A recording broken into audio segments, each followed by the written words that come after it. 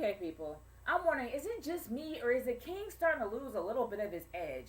Especially when it came to the Mark Henry segment. Now, I know that this is kind of unorthodox, and I talk about the beginning, but I have to talk about this because this has been happening for the last few weeks. I really do feel like the King is kind of losing his edge there. Do you really think, and for those that actually go back and see the footage, does it look like Mark Henry is afraid of the Shield? Now, I'm going to give you guys a little glimpse of a couple of images to get you a little inside look into the House of Pain.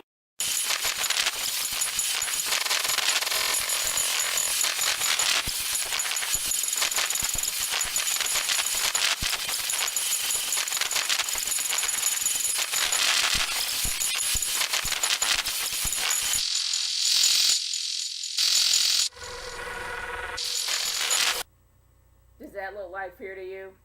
No, I don't think so. But anyway, I just wanted to point that out. I just want to point that out because honestly, I'm really starting to get the idea that the King is, I don't know what's going on with him. But anyway, let's talk to the opener about Raw. Okay, let's talk about Raw's opener. Good grief, I'm tongue tied today. But anyway, it's all about Daniel Bryan. And honestly, when I heard John Cena pretty much spat out his ridiculous reasons on why he feels that he actually chose Daniel Bryan. Don't get me wrong, I am not hating on Daniel Bryan. I feel that Daniel Bryan does deserve a shot. But do I believe that John Cena believes that? No! Especially how he picked him. It just shows that he was doing exactly what we were told to do. And he just seemed like it was a regular cookie cutter ridiculous statement coming from a babyface of why he chose him. It didn't sound genuine. It didn't feel genuine. It felt like a load of crap. That's how I feel about it. I really don't feel, in my opinion, that John Cena thinks this guy is worthy enough for him to wrestle against. That's how I feel about it. And the whole segment was just ridiculous. I just wish they kept it real. And he was like, look, you know what? I'm going to be honest with you. I don't really see you as somebody that I'm going against, but these people really do feel that you're a guy that should have a shot. So that's the reason why I went towards that. I went towards my choice was because of the WWE Universe. Why didn't he just say that? I'd rather him say that. It would have felt more genuine. But honestly, it was just a load of crap to me. And another thing that kind of sort of makes me a little bit perturbed is the fact that this whole AJ Lee Dolph Ziggler thing is still going on. And now Biggie Langston is going to be, I don't know what he is. I don't care what he is. I'm sick to death of AJ Lee having a boyfriend every 5 minutes and then having it to be a part of a storyline. Can we please get to something serious? She is a Divas champion. Okay, she's a Divas champion. Focus on her career instead of making her into a psycho girlfriend. I would love for that direction to happen, but unfortunately it hasn't. And not only that, the Total Divas is coming out no less than a couple of days. This Sunday, no doubt. And sure, they had a lot of press of that, especially on Miz TV. But the one thing that bothered me the most was Eve Marie, whatever. I'm calling her Ariel because her hair was literally red enough to be the Little Mermaid. But regardless of that, she has a great personality as a heel. I am looking forward to seeing her actually on the WWE because I really do feel that she would be a great heel for any face to go against. The only problem is she sucks on the mic. Like, why on earth you're going to have her on a television show, a reality show at that, and she can't even speak on the mic, let alone sound like a genuine heel? Sure, you slap Jerry the King Lawler in the face. He's probably used to that. He's been slapped by so many women throughout the years. That's besides the point. The point is, she sucked as a heel at that point. And you're going to be on a live TV show that's supposed to convince the Divas division is legit? Come on, seriously. But WWE, before you decide to put your divas or your stars out there, make sure their mic skills are up to par, to at least they're convincing. I'm not saying that she's horrible and has really terrible skills because I don't know that. I haven't seen her perform. But as a first person seeing her, she really does need work on the mic. That's all that I'm saying about that. But for real, I'm not going to lie.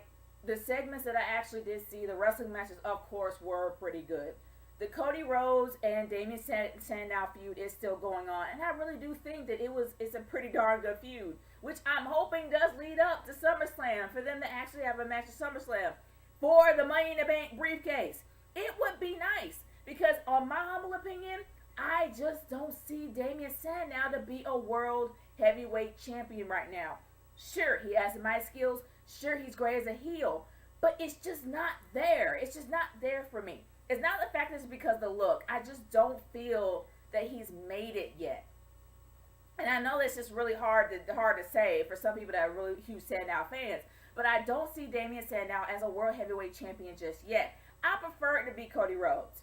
In my humble opinion, I would rather see Cody Rhodes cash in the Money in the Bank and actually become the world heavyweight champion. Because honestly, Damian Sandow has that whole hoity-toity, I'm better than you kind of gimmick that he stole from Triple H.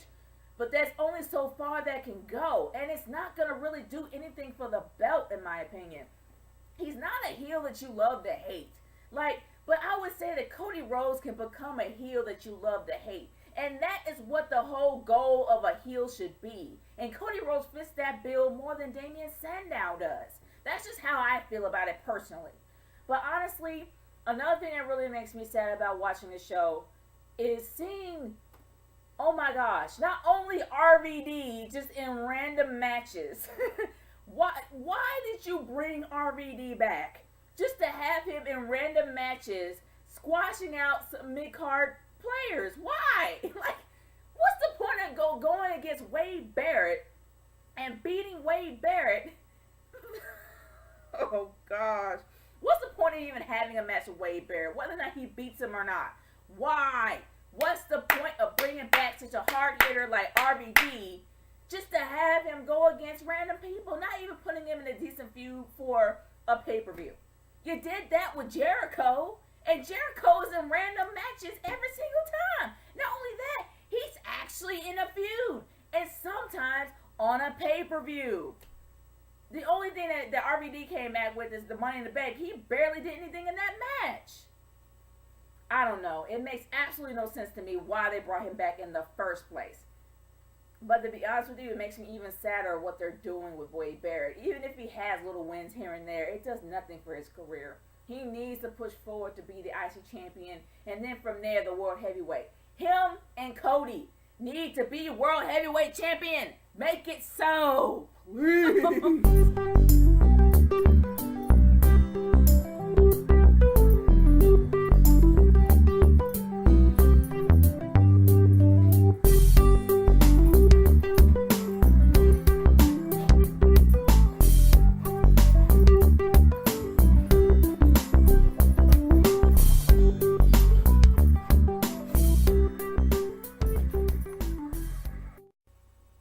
Okay, now that the happy puppy time is out the way and I'm feeling a little bit better and less ranty, we are moving on to the main event. The main event is pretty much all about Daniel Bryan trying to prove himself, quote unquote, since Brad Maddox, even though he was probably told by Vince, to think that he is not qualified enough to actually be a challenger for John Cena. So all in his infinite wisdom, or pretty much the help of Vince McMahon, he comes up with a gauntlet match.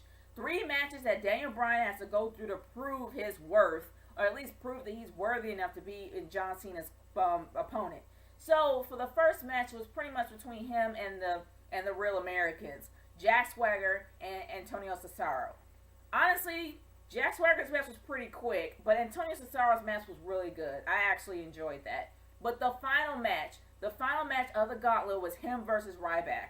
As usual, really great match. He dug down deep. He gave it his all, but it ended up being a DQ because, of course, Ryback put him through a table. But the one thing that kind of irked me the most was how John Cena, once again in his Super Cena, Truth, Justice, and the American Way fakeness, came out and just said, all right, you wanna do it? You wanna beat up a man with his own size? Tables match next week. I'm sorry. Yes, I've always griped about a lot of the faces not being true golden faces, in my opinion. True golden baby faces. And what I mean by that is a baby face that does Truth, Justice, and the American Way and never deviates from that. But it's just something about tonight that just really feels fake from John Cena. It doesn't feel genuine at all. It just feels like that this is something that he has to do to stay in character. I know, sure, it's scripted, it's fake, I'm looking too much into this, but it's just something not real, not genuine about how John Cena started off. And if he started off in a very genuine way, like he did with The Rock, I would have a completely different thing to say about it. But completely honest, I just don't feel that the whole John Cena promo was real enough for me. And I really do feel that him going against Ryback was just weird. I mean, it just didn't feel right. It just didn't feel genuine. John Cena just felt completely fake tonight, and everything he said tonight felt fake. I'm being honest about that. But I want to hear what you guys think about it. Leave your comments in the comment section below or send a video response. I'm curious to hear what you guys think about tonight's Raw. And yes, it's on Tuesday, but I had a massive headache. So, hey, I'm doing it now. This is Nature Girl 30 signing off. Peace out. Enjoy my puppy.